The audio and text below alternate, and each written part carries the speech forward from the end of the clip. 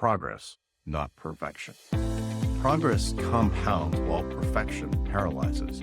Small, consistent steps forwarding will take you farther than standing still and waiting for perfection.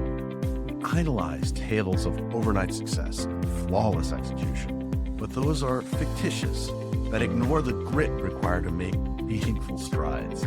Each moment we spend pinning for some idealized perfect breakthrough is a moment wasted that could be invested in tangible forward progress.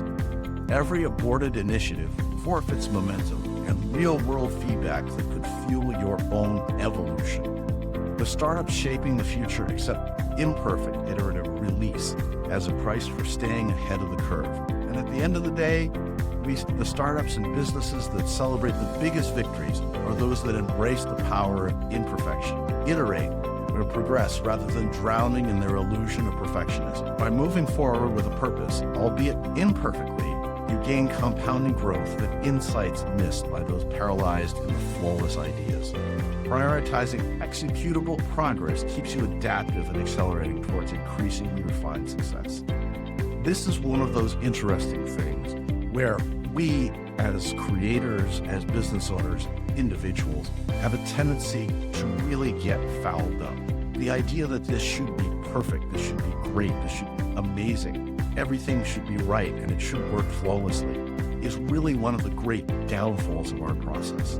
Many times what we see is that we are trying so hard to make sure it actually works that we don't actually get it done. I had a client once who had spent almost 2.5 years thinking and writing and trying to get the podcast perfect. And in all reality, he'd spent 3 years doing that. So that podcast never actually existed. Now, when I say podcast, it was an audible podcast. So he wasn't even worried about how he looked in the form and things like that. So therefore, his need for perfection came in to the point where it actually paralyzed him. So coming in, we had to talk about the letting go and the need for creating something that is just good enough. In other words, 80%. I love the idea of 80% because what it does is it puts you in a position that says, here, we're going to just do 80%. And if we get it to 80%, then we ship it. Steve Jobs says, artists ship.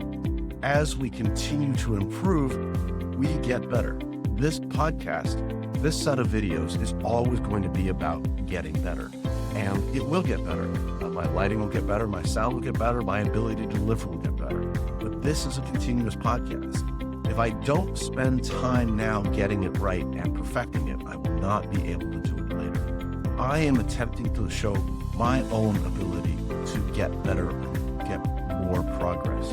I want you to identify something that has stalled out, something that is not really working well, and I want you to take it and identify what is the minimum viable product. What can you get out in the next week? Can you get it out in the next week? Can you get it out in the next month? What's the shortest time you can get a minimum viable product, recognizing that it's not going to be perfect? And in fact, some of it may be broken. But in so doing, you've identified the absolute minimum that needs to be done, and you can build on it. A lot of companies do this. One of the classics, again, I'm an Apple guy, is Final Cut Pro. In the beginning, Final Cut Pro was not a very good program. It was very rudimentary, and other programs were there. But as they increased, as they grew, as they put more things in, they put a minimum viable product and they continue to build it. The beauty becomes that it expands over time. You learn and you get more information.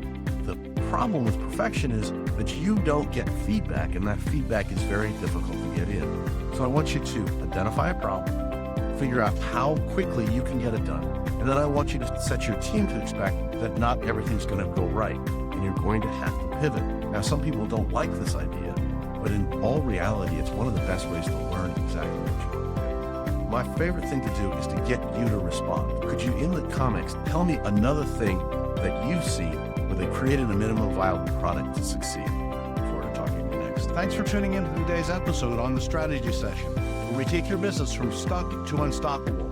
Here's another video I think you'd enjoy. If you found these insights valuable, remember to hit the like button, subscribe to our channel, and ring the bell for notifications on our latest videos. Want to transform your business with expert strategies? Schedule your strategy session today by clicking the link in the description below. Remember, you're not just marketing, you're making history with Venture Gained. See you in the next video.